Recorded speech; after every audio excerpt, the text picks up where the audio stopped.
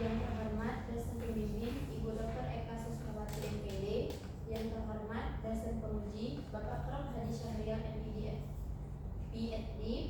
Yang terhormat guru pramuka penguji Ibu Hamidah SPDJM. Baiklah, terima kasih Bapak Ibu semuanya yang telah memberikan kesempatan kepada saya untuk mempresentasikan seminar pendidikan profesi guru. Sebelumnya, perkenalkan, nama saya Ika Paradila dengan NIM A2G 123368 dengan judul seminar Desain Inovasi Pembelajaran dan Paradigma Terhadap Makna Guru. Di mana pembahasan saya yaitu ada 5. Yang pertama, identifikasi diri. Yang kedua, refleksi pengalaman belajar. Yang ketiga, desain inovasi pembelajaran. Yang keempat, rencana tindak lanjut. Dan yang kelima, paradigma baru tentang makna guru. Identifikasi diri. Visi pribadi untuk pendidikan di Indonesia. Yang pertama, menciptakan pendidikan yang memerdekakan dan berpihak pada peserta didik. Yang kedua, menjadikan peserta didik siap menghadapi perkembangan teknologi. Yang ketiga, menciptakan pendidikan yang berlandaskan pada budi pekerti. Visi pribadi sebagai guru. Yang pertama, menciptakan pembelajaran yang berpihak pada peserta didik. Yang kedua, menciptakan lingkungan belajar yang aman dan nyaman. Yang ketiga, mengembangkan setiap potensi peserta didik sesuai dengan kodratnya. Hal yang dilakukan untuk mencapai visi tersebut ialah dengan memperhatikan kebutuhan dan latar belakang peserta didik sehingga peserta didik dapat berkembang sesuai dengan kemampuannya. Selain itu, saya akan terus belajar untuk menciptakan pembelajaran yang aman dengan mengintegrasikan teknologi dalam pembelajaran. Kemudian, peserta didik tidak hanya mendapatkan ilmu pengetahuan, tetapi juga ilmu dalam bersikap. Saya selalu berupaya untuk menjadi contoh dan tauladan terbaik peserta didik dalam bertingkah laku, sehingga peserta didik memiliki akhlak yang mulia. Selama perjalanan karir saya akan terus mengupgrade diri sebagai guru untuk mencapai visi saya secara maksimal. Refleksi pengalaman belajar. Setelah mengikuti serangkaian refleksi pengalaman belajar pada mata kuliah seminar PPG, saya menyadari bahwa pendidikan di Indonesia seharusnya mengalami perubahan yang sangat signifikan serta harus mampu memerdekakan peserta didik, berpihak pada peserta didik tanpa memandang latar belakang budaya, sosial, ekonomi, dan tingkat kemampuan peserta didik, agar peserta didik mampu mengembangkan minat, bakat, serta kemampuannya sendiri sesuai dengan apa yang ia miliki. Setiap peserta didik tentunya memiliki perbedaan yang signifikan antara satu dengan yang lainnya, sehingga perlu pendidikan yang dapat mengimbangi kemampuan mereka dengan pembelajaran yang berpihak pada peserta didik.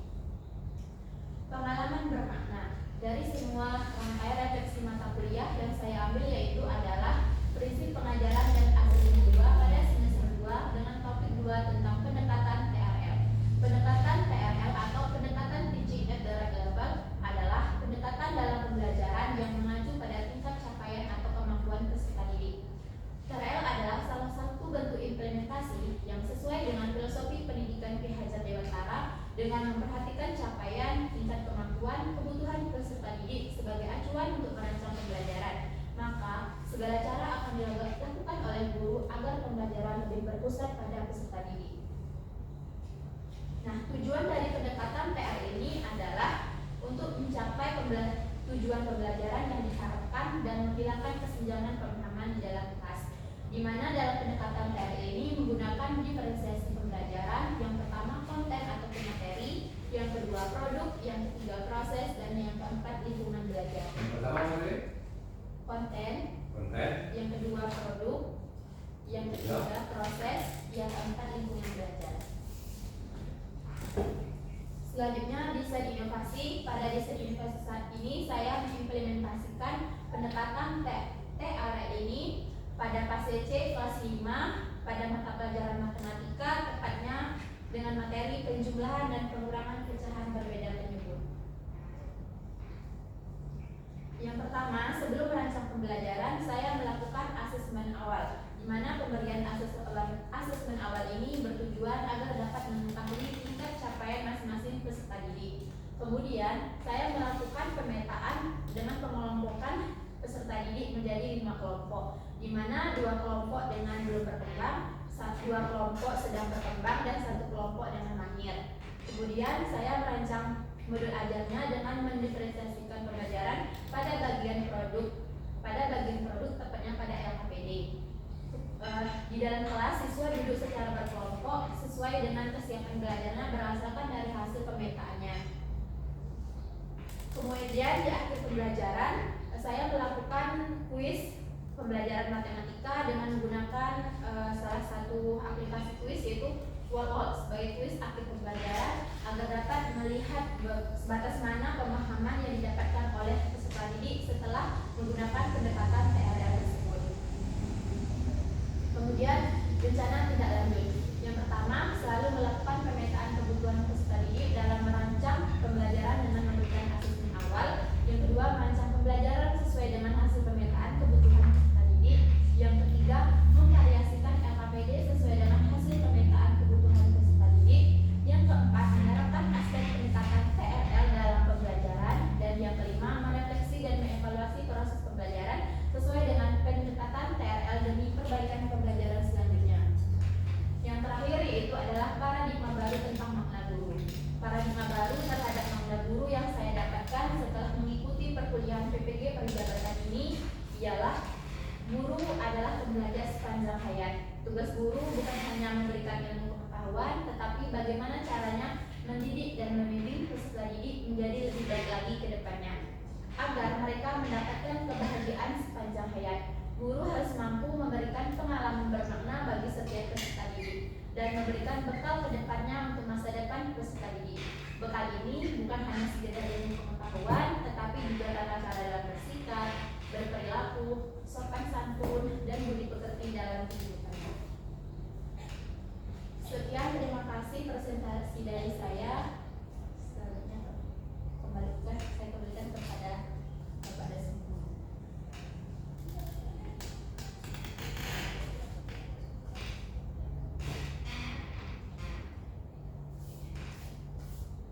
Langsung ditutup, sampai tutup. Dan ini mau kembali. Terima kasih kepada Dika Pradila sudah mempresentasikan. Selanjutnya pembahasan yang dilakukan yang dibahas oleh Prof. Astia Saryati. Nama awalnya? Wianta. Tidak, Pak, itu. Mana pakai sewa dulu? Ibu dari Universitas? Darmas. Raya dong. Ada dosen mana? Banyak, Pak. Banyak. Dosennya dosen apa ya dosen? Ada lagi PhD. Aduh. Aduh. Siapa yang ada ke PhD? Satu dua PhD ada? Aduh, Pak. Siapa? Pak Dirman Coba. Asmariadi. Mana keduanya? Tidak. Tunjuk. Ya, tapi dia lulusan baru. Tapi yang lama itu Bapak Rashid, Pak S. Rashid. Rashid. Itu yang apa? Dan juga sih Pak Cuma. Bikin mana? Tahu ke Rashid? Siapa lagi? Pak S. Bu Sonia, Bu Dewi, Bu Melisa. Bumi.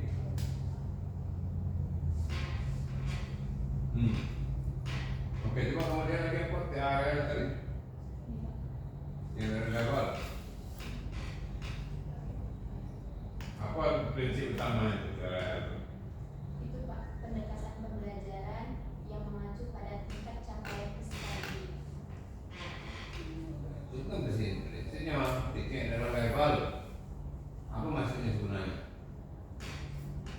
Maksudnya sebenarnya itu Pak, itu pembelajaran yang mengacu pada level itu Pak, level pengetahuan siswa. Apa maksudnya level pengetahuan sesuatu apa? Siswa nih Pak dikelompokkan itu ada yang tingkat yang belum berkembang, ada yang sudah berkembang dan lainnya. Berdasarkan tingkat pemahaman. Berkembang itu apanya? Berkembang itu Pak, kemarin itu waktu pembelajaran itu kan diberikan asesmen awal Pak. Jadi itu siswa yang memiliki nilai dari di bawah ini. Tidak ada kita berpegang pada nilai-nilai. TRL tidak ada berprinsip pada nilai, pada angka. Siapa yang nafsirkan pada angka berarti salah itu. Berarti menurut kamu itu tidak betul juga. Ada di sebuah angka juga kan ada angka. tingkat capaian. Nah, tingkat capaian apa? Tingkat capaian pemahaman itu tadi. Bukan pemahaman. Kita ini mengajar atau siswa ini belajar ada 3 tingkat pencapaian. 1, Belum berkembang. nah, Belum berkembang. bukan. Nah, kamu mengajar satu materi atau satu kompetensi. Nah, ada 3 tingkat keilmuan yang harus dikuasai oleh siswa. Pertama, Pengetahuan. pengetahuan. Yang kedua, Keterampilan. keterampilan. Terus motor. Sudah pengetahuan apa lagi? Afektif. Sikap. Sikap. Yang kedua, tadi terakhir Keterampilan. keterampilan. Nah, TRL ini itu yang dianukan bukan pencapaian, bukan apa kamu bilang tadi? Tingkat capaian. Tingkat capaian. Jadi yang diperhatikan ilmu yang dimiliki oleh siswa, pengetahuannya dari mana, sikapnya dari mana. Kadang ilmunya ada, sikapnya belum ada, berarti tidak tercapai belum. Kalau sikap sudah ada, keterampilan tidak ada. Apalagi kalau di Indonesia tidak pernah memikirkan kepada sikap, tidak pernah mikirin keterampilan, hanya sampai keilmuan saja. Nah, TRL ini dia memulai pembelajaran sesuai dengan tingkat capaian siswa itu, tingkat keilmuannya. Nah, tidak bisa kita kelompok-kelompokkan. Bagaimana kamu mengelompokkan anak-anak sesuai dengan TRL? Dengan pemberian asing awal. Nah, segmen awal. Apa yang kamu ukur kalau segmen awal itu? Apa pembelajarannya Pak? Itu penjumlahan dan pengulangan pencapaian. Ya, apa yang namanya asesmen awal itu mengukur apa? Mengukur pemahaman, mengukur knowledge, mengukur sikap, keterampilan, Pengetahuannya Pak. Nah, itu yang betul. Ya, mengukur sampai 3-3-nya. Nah, sikapnya itu. Nah, kalau udah kita mungkin sikapnya agak susah, minimal kita harus mengukur knowledge-nya dengan keterampilannya. Begitu. Nah, kalau tidak ada mungkin kita bisa percuma kita pakai cerita TRL. Nah, doi. Karena tidak cocok dengan prinsipnya itu. Kenapa TRL ini semua orang dalam guru ini beda nih, ini beda. Itu namanya TRL. Jadi materinya mungkin sama atau materinya itu beda. Kenapa? Karena yang guru A ini sudah bisa, sudah pemahamannya sudah bagus. Nah, mungkin materinya sama yang kelompok 1 yang pemahamannya belum ada sama sekali. Kalau sama ada itu tidak ada belum TRL. Itu namanya pembelajaran umum baik. Gimana kita mengelompokkan orang? Mengelompokkannya dengan itu Pak, dengan mengukur tadi pengetahuannya, sehingga keterampilannya. Terus? Kalau mereka udah di mana, nah itu dilihat peserta didik ini bagaimana sikapnya, keterampilan. Kalau di bawah belum mencapai, itu dikelompokkan yang rendah. Nah, gimana kamu menyikapinya dan membelajarkan? Misalnya udah ketemu nih, ini yang tinggi, ini gimana kamu ajarnya? Itu Pak, kalau yang rendah ini dikasih bimbingan itu lebih Pak. Misalnya kan dijelaskan materi di depan, sudah dijelaskannya kan ada kelompok yang udah mampu gitu kan Pak. Nah, yang udah mampu ini cuma dikasih arahan untuk mengerjakan soal yang telah diberikan. Namun yang kelompok yang rendah ini dikasih bimbingan lebih Pak, diajarkan kembali cara menyelesaikannya itu secara per kelompoknya. Apa maksudnya diajarkan kembali? Misalnya Pak kan ada matematika Pak, misalnya 1+2. Nah, mungkin kelompok yang rendah ini materi penyebut yang berbeda ya? iya Pak. Nah, terus? Perlu pengulangan cara. Perlu pengulangan. Jemput lagi. Iya. Karena dia ilmunya belum sampai ke situ. Tidak bisa tambah. Ilmunya hanya bisa N tambah 1. Tidak bisa N tambah 2 tambah 3, tidak bisa. N itu itulah disebut dengan TRL itu. N itu ilmu yang sedang memilikinya. Hanya bisa ditambah 1. Nah, kalau anak yang sudah oke, bisa kita tambah materinya mungkin banyak. Sudah itu kita gunakan dia untuk membantu yang lemah. Begitu, baru namanya TRL. Tapi kalau kamu ratakan semua, namanya TRL sama pun jalan umum. Jadi pengertian TRL itu seperti itu, memberi treatment kepada grup yang berbeda-beda sesuai dengan tingkat keperluan dia. baik matematika, semuanya mata pelajaran. Sanggup kamu buat TRL ini seterusnya sampai sepanjang umur Bang Mat, terus setiap minggu, bisa nggak kira?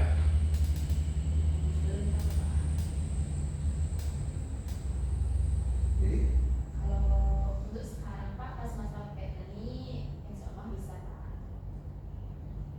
Tapi kalau untuk kedepannya jangan dulu untuk sepanjang hayat nih Pak. iyalah harus mengajar kita sesuai dengan tingkat kebutuhan siswa, keilmuannya. Kamu punya kelas yang kelas 1 atau kelas 2 atau kelas 3, berapa orang dalam kelas? 20 orang. Kamu nak awas terus berapa nih pencapaian anak. Bagaimana dia nulis kah, attitude kah, atau keterampilan. Guru punya catatan sepanjang hayat tuh, grup ini. Dia bukan hanya angka-angka, harus sampai kepada narasi. Dalam grup itu ada 5 orang misalnya, ada 4 orang, setiap orang beda narasinya. Ini sudah sama dan selesai. Ini sudah bisa, ini satu ini belum, padahal itu dalam grup yang sama. Nah kayak gitu TRL, karena itu percuma, nggak ada guna kamu tahu. Ngerti kok? Nah kalau itu ngajar apa? Nah, belum lagi kita cerita dengan karakteristik siswa. Nah itu yang paling susah lagi. Kita pakai TRL. Kalau matematika mungkin agak mudah. Yang lain. Karakteristik mata pelajaran lagi. Karakteristik mata pelajaran berbeda. Tidak sama ngajar matematika dengan IPS, dengan IPA, apalagi IPA dengan IPS sekarang gabung IPAS. Karakteristik pembelajaran itu sudah berbeda. Karakteristik mata pelajaran itu berbeda. Matematika beda. Apalagi yang kamu harus jaga di sekarang? Berapa mata pelajaran sekarang? Ada bahasa Indonesia. Bahasa Indonesia beda dengan mengajar matematika.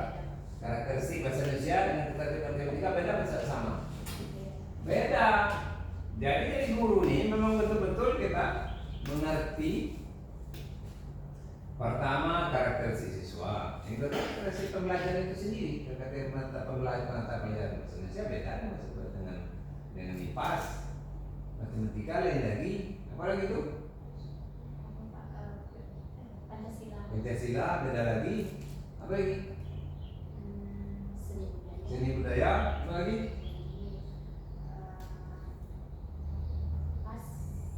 IPAS sudah. IPAS juga pun IPA dengan IPS sekarang. Itu tuh tidak masuk akal gitu tuh. Maka ini memang bodoh ya. Dipaksanya kalau digabung. Ya pasti IPAS digabung dengan IPA beda, karakteristiknya beda. Tidak ada sama. IPA lain memerlukan berpikir, analisis. IPAS kalau IPS tidak itu yang diperlukan, tidak. Sosialnya diperlukan. Ini digabung. Bodoh namanya itu. Jadi banyak yang seperti ini dibutuhkan TRL ini sambil sekelumit sekecil. Nah ini sekecil ilmu paling yang ini apa namanya? Banyak yang harus dipelajari. Jadi jangan menganggap saya benar TRL. Ada itu hanya sedikit secerca teknik atau pendekatan yang bisa kita pakai. Belum cerita lagi dengan karakteristik pembelajaran, belum cerita lagi karakteristik siswa. Itu nak diakumulasi semua, diadopsi dalam suatu kegiatan sehingga hidup belajarnya. Saya belajar matematika, orang senang, bisa. Apa karakteristiknya? Bagaimana kita mengubah mindset pembelajaran matematika sekarang dari pembelajaran yang menakutkan jadi pembelajaran yang menyenangkan. Cukup TRL itu baik. Oke, sudah dari saya.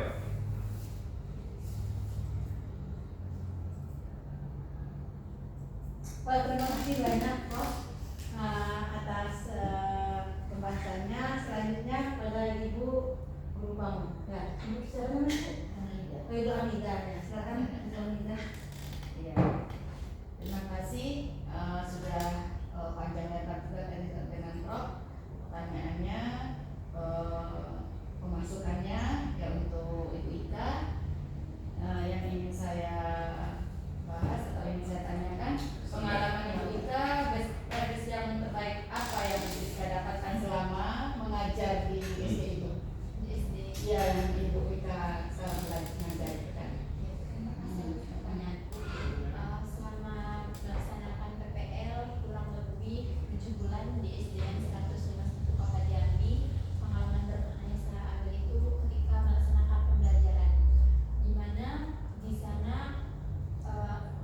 di sana tuh ada guru antara dengan mahasiswa PPL.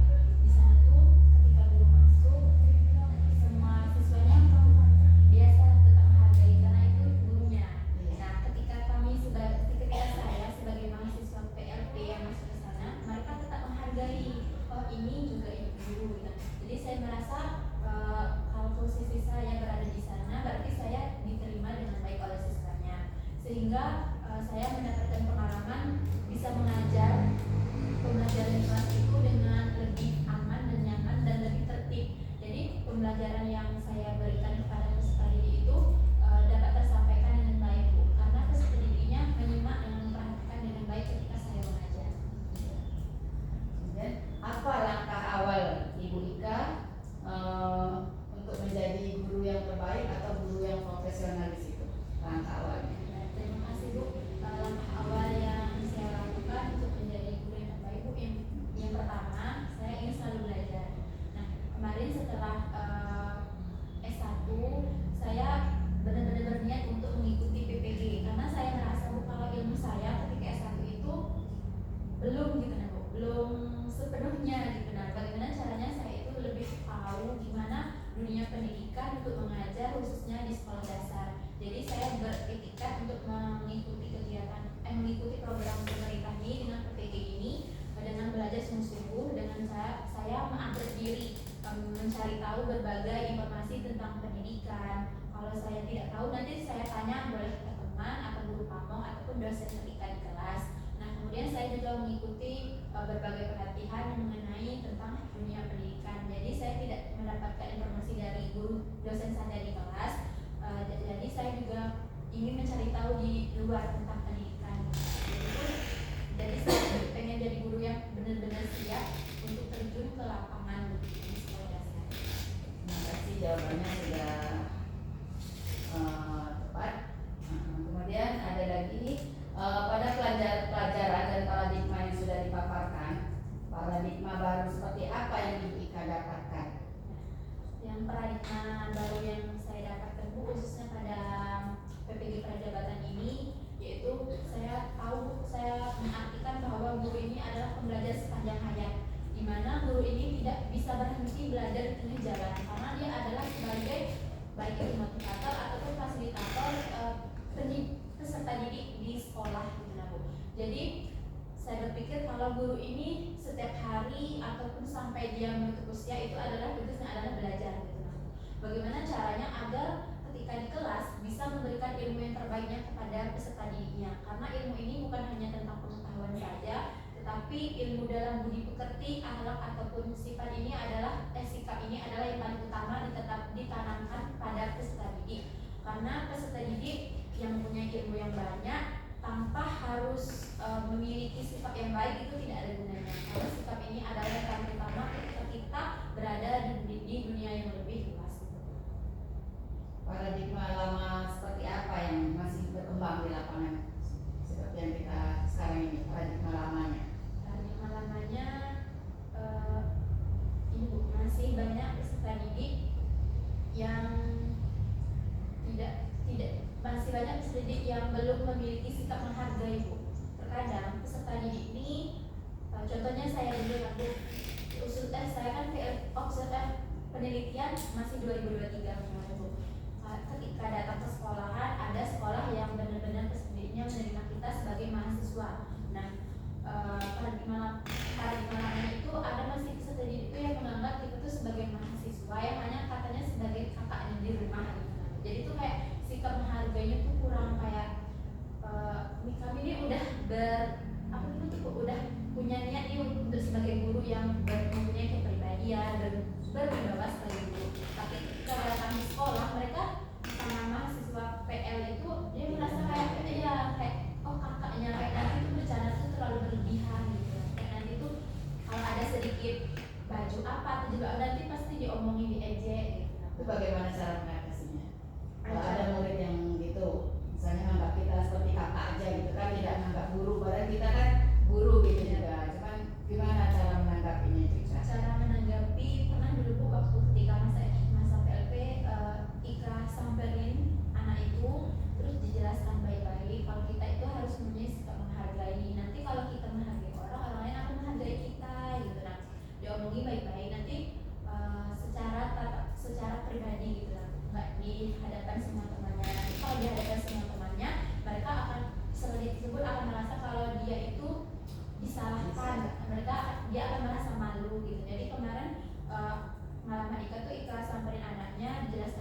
baik, harus menghargai, jangan mengejek. Nanti kalau diejek kembali, nanti kita juga sakit hati kan. Nah,